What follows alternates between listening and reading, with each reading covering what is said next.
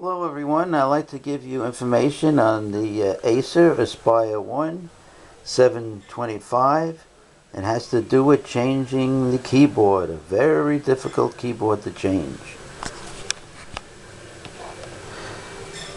First what you do is take out the battery and then remove one screw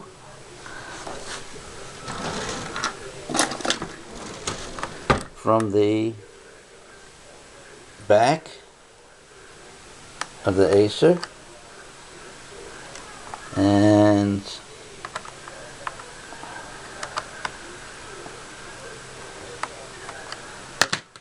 pop that screw out, and the plate.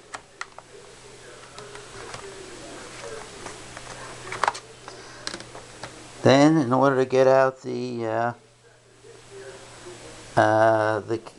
start taking out the keyboard, you got to remove about 16 screws.